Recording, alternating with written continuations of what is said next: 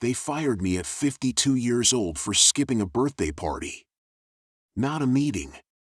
Not a client presentation. Not a compliance review. A birthday party.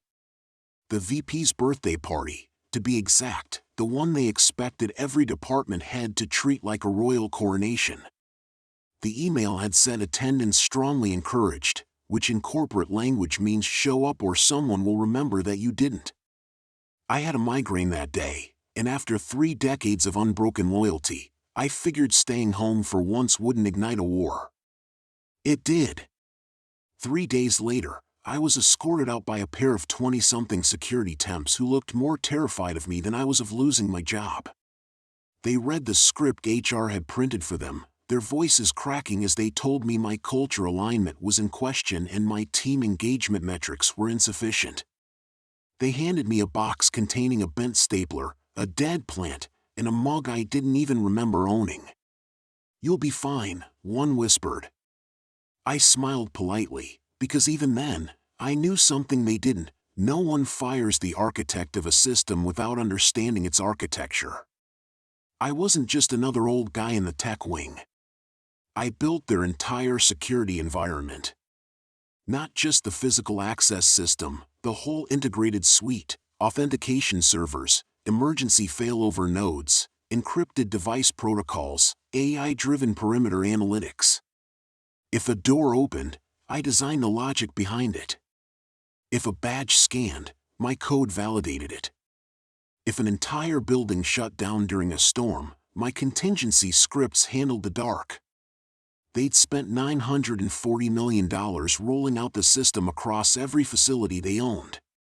And not one of them, not the VP with the party, not HR with their canned phrases, not even the CTO who pretended to understand my work, knew about the clause I'd insisted on 15 years earlier. When they first hired me, they treated me well. They listened. They trusted my judgment.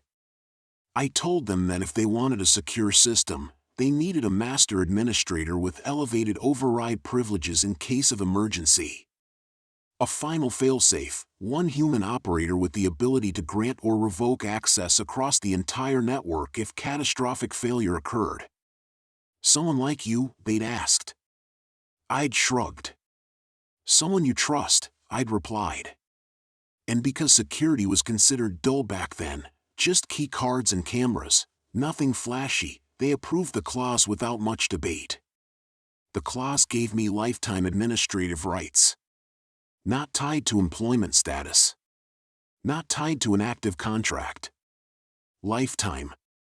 The legal team had skimmed it. The executives had shrugged at it. And I had tucked it away quietly, responsibly, knowing one day it might matter. It mattered the week after they fired me. They tried shutting down my access. They removed my badge, revoked my VPN, reassigned my credentials. But the failsafe account wasn't linked to any of that. It wasn't even in the normal directory. It lived inside the system the way a root grows under a tree, deep, silent, unseen. So when they made the mistake of deploying a system-wide update without consulting me, the software flagged it as a potential security breach. And when it scanned for failsafe authorization, it recognized me as the master key holder. It contacted me automatically, just like the documentation said it would.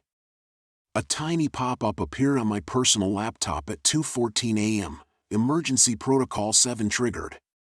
Administrative override required. I could have ignored it. I really could have. But being fired for a party I never agreed to attend had a way of making me reflective, then irritated, then spitefully motivated. I authenticated. The system granted me full control. Their update had broken half their badge readers. Entire buildings were stuck in lockdown mode. Executives couldn't enter their own offices. Delivery bays wouldn't open. Data centers reverted to failsafe cooling mode. I watched the red alerts stack across the screen like dominoes in free fall. And then I did what any responsible former employee would do. I followed the protocol exactly as designed. I initiated a full system audit.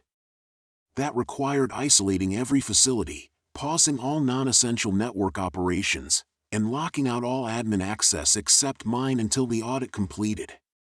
It wasn't malicious. It was literally in the manual they'd signed. By noon, they were calling. By 2, they were pleading. By evening, the CTO was at my front porch, sweating through his suit, asking, no, begging, for me to restore access. But there was a problem. To restore access, they needed me contracted. The failsafe privileges only transferred when a certified operator, me, executed the transfer. If I didn't transfer, the system stayed under my control indefinitely. And because their operations were now entirely dependent on my system, their billion-dollar expansion project was frozen solid. We negotiated. They started with apologies. Then with offers. Then with desperation. I kept my tone calm, steady, reasonable. I wasn't angry anymore. I was just methodical. I told them I'd be willing to help, but the clause was clear. Lifetime rights meant lifetime compensation if they ever wanted relinquishment. They asked how much. I handed them the number. $940 million. $1 for every dollar they'd invested in the system I had built, maintained, protected, and, unintentionally, now legally possessed. They laughed at first. Then they went quiet. Then they realized they had no alternative. My system wasn't a product. It was infrastructure. Their entire corporation ran on it. The settlement took 3 weeks. The transfer took 23 minutes. I shook hands with the same VP who'd fired me over a skipped birthday party. His smile was brittle, strained, held together by the last threads of dignity. I wished him well. And I meant it. Now I live comfortably. Not extravagantly. I never cared for extravagance, but peacefully. I wake when I want. I work on small security consulting projects that interest me. I drink coffee on the porch and watch the sun rise. Sometimes I get email notifications from my old coworkers, quiet, private messages saying they admired what I did but never dared say it aloud.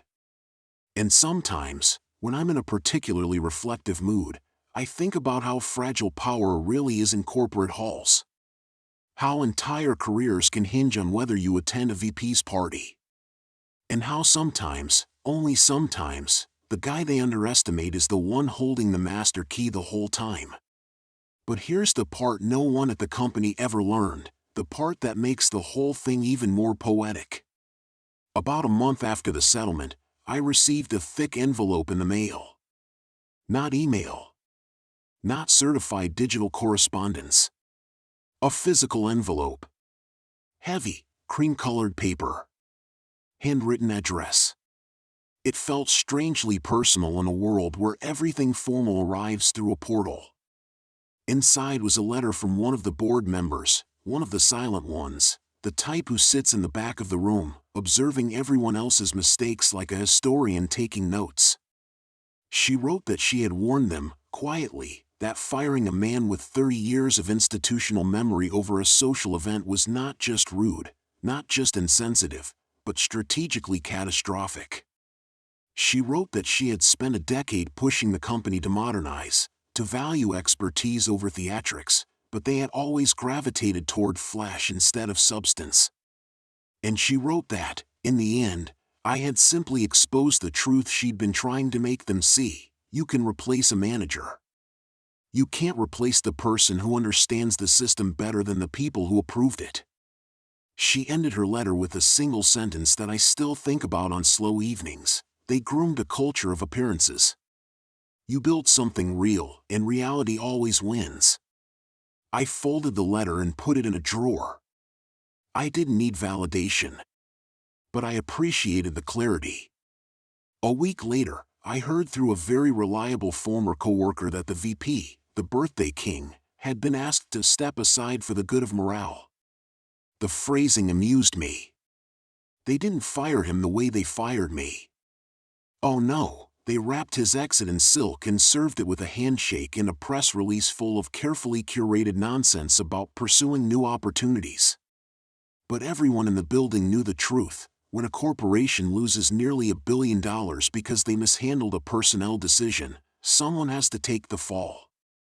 And if there's one constant across corporate history, it's that the person wearing the loudest crown is the easiest to blame. Meanwhile, their CTO, who had once treated my ideas like background noise, quietly left a month later. A retirement, they called it. He was 47. But here's the real twist. As word spread about the fiasco, other companies reached out to me privately. Firms that had been trying for years to replicate security models as seamless as ours. They weren't just offering consulting work, they were offering partnerships, equity, seats at planning tables. They wanted me not as a cog, but as a co-architect. And when I sat in those meetings, calm, steady, unhurried, I realized something. I had spent more than half my life inside one corporation because I thought stability was the safest path. But I had never considered that stability can blind you. That a familiar hallway can feel like a cage if you stay long enough. That sometimes being pushed out isn't a loss, it's the first time in years you get to see how big the sky is. These days, I own my home outright. I own my time. I own my work. And yes, I also own a part of several security firms whose CEOs treat me with a respect I used to confuse with rarity. Every once in a while, someone from my old department sends me a message. It's chaos here, they'll say. Nothing works the same. Everything feels fragile. And I'll reply with a gentle reminder, systems don't become fragile overnight. They become fragile when the people who knew how to hold them together are pushed out for not fitting into a party. As for me, well, when people ask how I rebuilt my life after being fired at 52, I tell them the truth. I didn't rebuild anything. I just walked through the door they tried to lock behind me. But the moment that truly tied the whole story together, the moment that made everything click into place, came nearly a year later, at a security conference in Chicago. I wasn't supposed to be there as a guest. I wasn't supposed to be on stage. I wasn't supposed to be anything more than a quiet observer, checking out new hardware modules and catching up with a few colleagues from the early days. But life has a sense of timing I've learned to respect. I was browsing an exhibit on biometric redundancy systems when I heard a familiar voice behind me, sharp, nasal, irritated in the way only a man used to being obeyed can manage. I turned, slow and steady, and there he was, the VP. The same man whose party I skipped. The same man who smiled when security walked me out. Except he looked older. Thinner. Less inflated. Like someone had poked holes through the certainty he once wore like armor. He didn't recognize me at first. Not until a younger executive beside him whispered something, eyes wide. Then it hit him. Hard. The VP blinked. His throat bobbed. He adjusted his badge on its lanyard like it suddenly weighed too much. I gave him a polite nod, the same kind of nod you give someone you once knew but feel no pull toward anymore. He stepped closer, mouth opening, then closing again. He seemed to be fighting for words that wouldn't sound foolish. Finally he managed, "We never meant for things to go the way they did." I held his gaze, calm as a still pond, and replied, "That's usually how things go wrong. No one means it." He winced. People usually do when you don't feed the narrative that lets them sleep at night. He tried again. "You know, it's been rough over there since you left." "I've heard." Simple. Neutral. Not cruel. But the truth has a weight all its own. He glanced around, lowering his voice. "I didn't know about that clause." "Nobody did." "That was the problem," I said quietly. "Nobody cared to ask." For a moment, He looked like the shell of himself, like someone who finally understood that his downfall hadn't come from a skipped party, but from years of mistaking authority for competence. And there, in the middle of a convention hall buzzing with innovation and ambition, he said something I never expected: "You were the best we had." I didn't smile. I didn't gloat. I didn't twist the knife. Revenge already did its work long ago. Instead, I gave him the truth he'd never found in his own halls: you could have had the best. All you had to do was respect it. He had no answer. He nodded, swallowed hard, and walked away, alone. Not a single person stopped him. Not one executive approached him. He was just another displaced leader in a sea of newer, hungrier minds. Meanwhile, a half-dozen tech founders recognized me within minutes. They asked about partnerships, projects, keynote opportunities. Someone from a major cybersecurity firm asked if I'd be willing to mentor their architecture team. I accepted their business cards with an ease I didn't even have in my youth. And as I stood there, confident, unencumbered, entirely self-directed, I realized something I wish my younger self had known. They didn't fire me because I was obsolete. They fired me because they never understood what real value looks like. And value, once freed, grows bigger than any office, any title, any VP's birthday party. The company that threw me out is still wrestling with the broken version of the system I left behind. I, on the other hand, have built something better. Something mine. Something no corporation can ever take away again. Revenge wasn't the point. The point was rising so far above the people who tried to diminish me that they'd have to crane their necks just to remember how small they once made me feel. And now? They don't even bother craning. They already know. A few months after that conference, something unexpected landed in my inbox: an invitation, of all things, to speak at a leadership summit hosted by a major business school. The topic? Sustainable organizational systems and the cost of losing institutional memory. I actually laughed out loud. If anyone knew the cost, it was the company that had tossed me aside like a misfiled expense report. The honorarium was generous, the audience high-profile, and the format completely unscripted. They wanted someone who could talk from experience, not buzzwords. I agreed, not because I needed the money, but because I wanted to finally articulate something that had been simmering beneath the surface ever since this saga began. The auditorium was packed when I arrived. Executives, analysts, professors, grad students, all waiting for insights on system resilience and organizational blind spots. But what they really wanted was a story. And I gave them one. I walked onto the stage calmly, hands in my pockets, voice steady. I talked about technical architecture, yes, the scaffolding of a system, the importance of redundancy, the dangers of relying on one charismatic leader instead of competent teams. But then I shifted. I talked about culture. About how companies drown not from external threats but from internal arrogance. I talked about how the loudest person in the room often knows the least. And then I gave them the line that made the audience go dead quiet: when you fire the person who understands the system, you're not cutting costs, you're detonating the foundation. People leaned forward. Pens hovered in midair. A few department heads in the front row gave each other looks that said, "We've done this, haven't we?" I didn't name my former company. I didn't need to. The lesson was universal. Afterward, a long line formed: executives wanting advice, professors wanting collaboration, students wanting mentorship. Among them was a woman who introduced herself as the new COO of my previous company's direct competitor. She didn't mince words: "We don't want you to fix what they broke. We want you to help us build something they can't catch up to." I admit, that one felt good. We ended up meeting the following week. Their team was sharp, hungry, and, most importantly, humble enough to listen. They didn't care about my age. They didn't care that I wasn't polished or flashy. They cared that I could build systems that didn't collapse when someone got offended or skipped a party. That collaboration turned into a contract.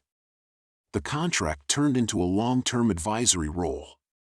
The advisory role turned into a seat at their innovation board.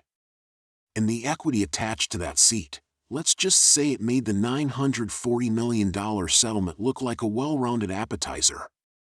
Meanwhile, my old company continued making headlines for all the wrong reasons: system outages, compliance failures, lawsuits, and eventually a hostile takeover attempt. They tried to claw their way back, but the market has a long memory for companies that stumble on their own arrogance. About a year later, during another industry event, someone mentioned that the VP, the very epicenter of this entire chain reaction, had left the corporate world entirely. He'd opened a boutique consulting firm specializing in team culture alignment. The irony was almost too rich to digest. One evening, sitting on my porch with a cup of hot tea and a quiet breeze, I thought back on everything that had happened. Being fired at 52 had felt like a death sentence at the time. The end of something stable. The end of something predictable. But it wasn't death. It was release. Some doors aren't meant to stay open. Some rooms aren't meant to contain you. Sometimes life shoves you out of a space because you've outgrown it and didn't realize it yet. Today, I get up when I want. I choose work that challenges me. I mentor young engineers who remind me of who I was at 25, brilliant, overlooked, underestimated. And every time one of them stumbles into a corporate wall, I tell them the same thing: you're not trapped. You're just in the wrong building. It took me half a lifetime to learn that. But I'm living the second half on my terms, and that, more than any settlement, any revenge, or any downfall I triggered, is the real victory. About a year and a half after my firing, long after the dust had settled and the headlines had faded, something else happened, something that tied the entire journey together in a way I never expected. One afternoon I received a call from an unfamiliar number. Normally I let those go to voicemail, but something, instinct, curiosity, made me answer. A tentative voice on the other end said, "Sir? My name is Daniel. I used to work in your old department." I remembered him vaguely. Quiet kid. Great mind. The sort of employee who always stayed late because he genuinely loved solving problems, not because he wanted recognition. The company had buried him in busy work and ignored his potential, the same way they ignored mine for years. He hesitated before speaking again. I hope you don't mind me calling. I'm reaching out because things have gotten worse over here. A lot worse." I leaned back in my chair, the breeze coming through the window carrying the soft scent of rain. "Tell me," I said gently. And he did. The failures inside the company had snowballed into something bigger. Departments were losing talent in clusters. Systems I'd once stabilized were now being patched by consultants who didn't understand the underlying architecture. Internal culture had fractured completely, fear replacing collaboration, politics replacing strategy. People weren't leaving for better jobs anymore. They were fleeing. Then his voice broke a little. "Sir, I want to learn from someone who actually knows what they're doing. Everyone here talks about you like some kind of myth. I don't want to survive in a company, I want to grow. Could I work with you somehow?" I felt something shift in me. Something quiet, old, and meaningful. Because for 2 decades, I had been buried under managers who didn't know how to recognize value. But now, here was a young engineer, bright, earnest, ambitious, asking not for favors, not for shortcuts, but for a mentor. So I told him the truth. "You're not calling the wrong person," I said. "But you're thinking too small. You don't need to work for me. You need to build with me." A long pause followed. "Sir, what do you mean?" I explained the advisory firm I'd started. The network I'd grown. The projects blooming across industries, energy, finance, aerospace, logistics. I told him what no one had ever told me at his age. You're not defined by the place that underestimates you. You're defined by the place you choose to go. He showed up at my office the following week, clutching a notebook full of scribbled ideas. Nervous, but determined. I gave him a desk. A starting project. A chance. And he took off like a rocket. Daniel became the first of many.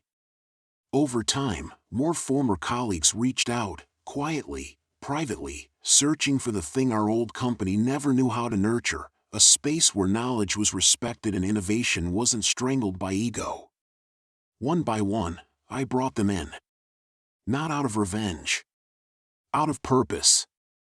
Before long, we weren't just a consulting firm. We were a gravitational center. A gathering place for the kind of talent corporations often overlook, the steady thinkers, the silent builders, the people who hold entire systems together without ever being invited to the VP's party. We grew faster than I ever expected. But we stayed grounded. Collaborative. Human. A year later, our firm won a contract that directly competed with my old company. Not because we underbid them. Not because we sabotaged them. But because the industry had learned what they never did, competence scales. Ego collapses. Word spread. Reputation followed.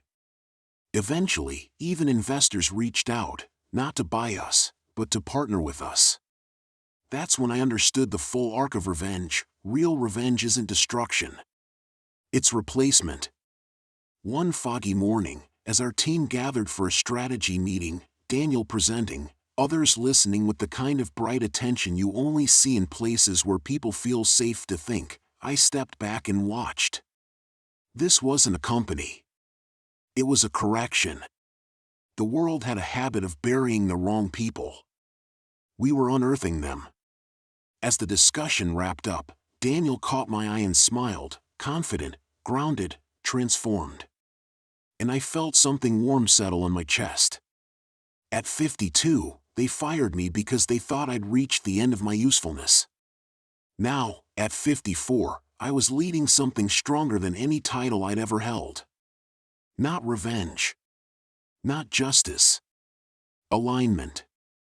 My old company kept spiraling in the background, fighting fires, replacing executives, rebranding in desperation. But I didn't follow it closely anymore. My story wasn't about them. It was about the people who finally had a place to build without limits. About the second life I never knew I could have. About the truth that took me decades to learn. Sometimes the biggest win of your career doesn't happen in the company that hired you, but in the one you build after they let you go. 5 years passed. 5 calm, steady, astonishingly productive years. Our firm, what had started as a second chance for me and a refuge for a handful of overlooked engineers, was now one of the most trusted security architecture groups in the industry. Not the biggest. Not the flashiest. But the one companies called when their systems mattered too much to gamble. The one they called when headlines were at stake. The one they called when failure wasn't an option. And strangely, I never chased the growth.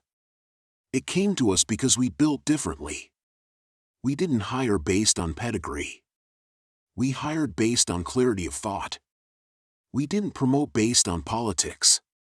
We promoted based on contribution. No forced birthday parties. No meaningless slogans. No performative culture metrics.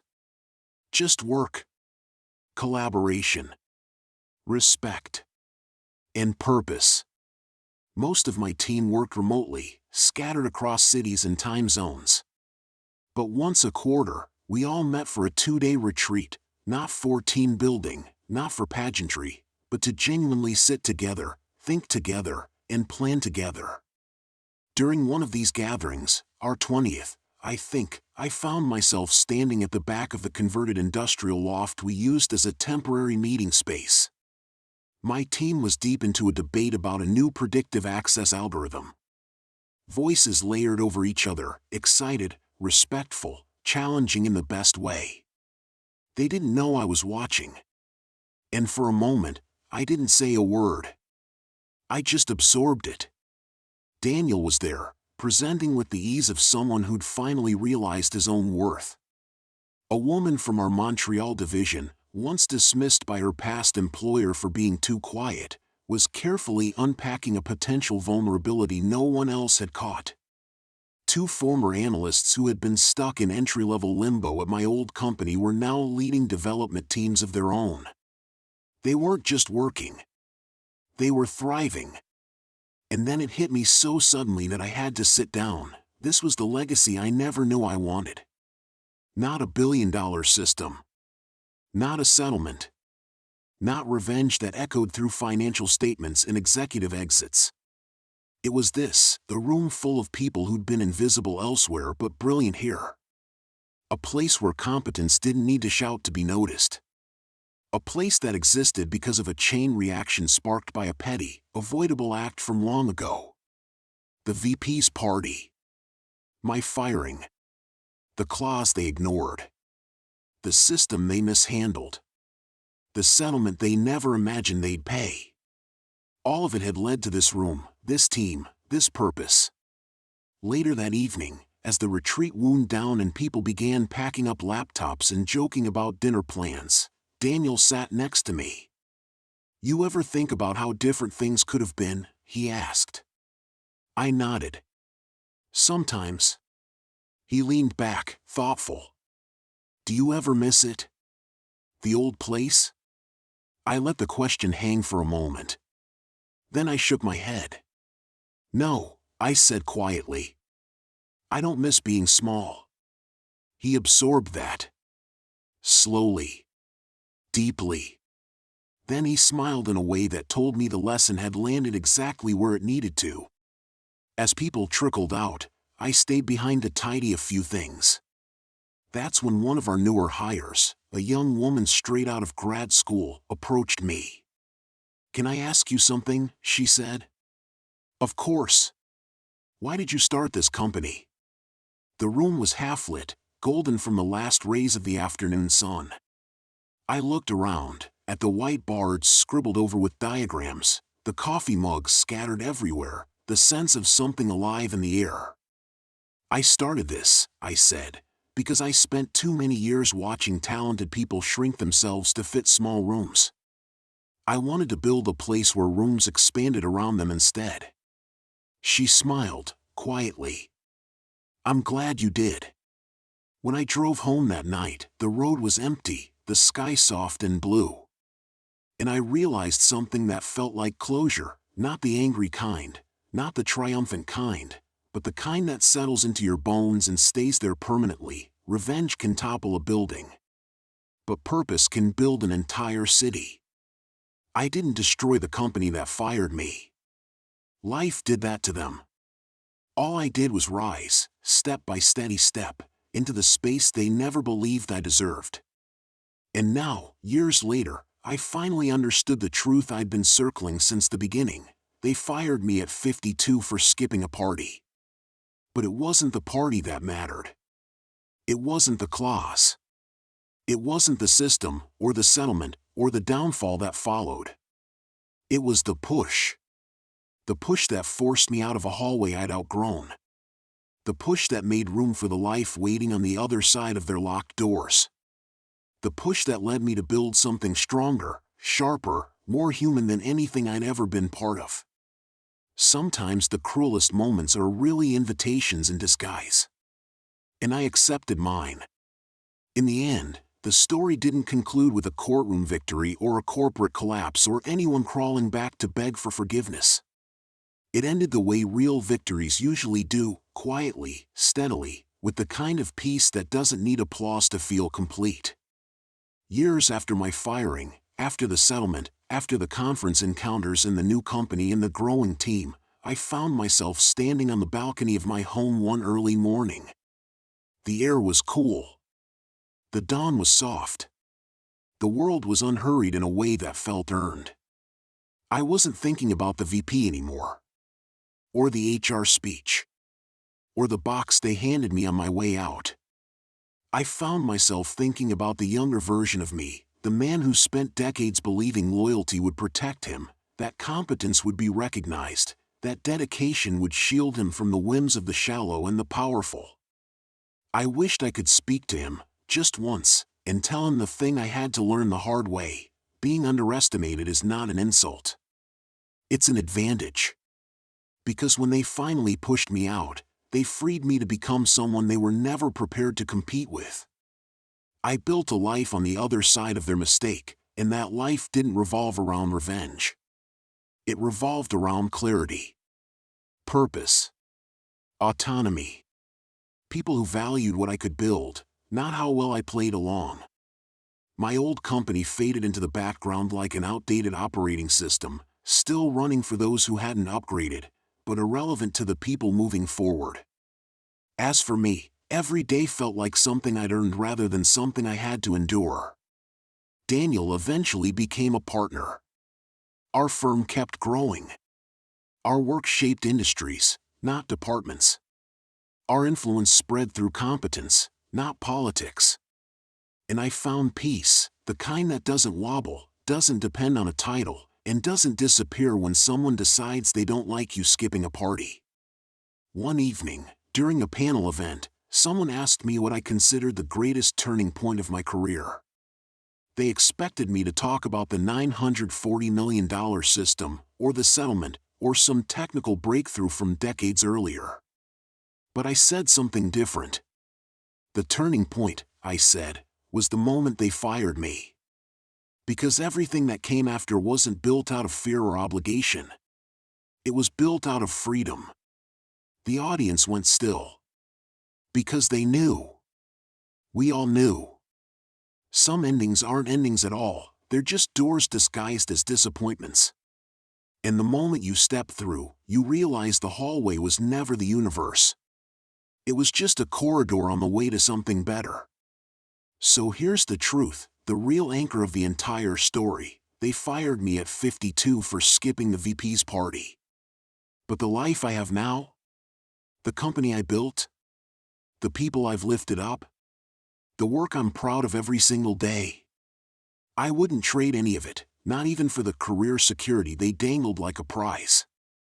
Losing that job didn't break me. It revealed me. And in the quiet of a peaceful morning, years removed from the petty decisions of people who never understood my value, I stood on my balcony, breathed deeply, and smiled to myself. Because they thought they were ending my story. But they were only ending their chapter in it.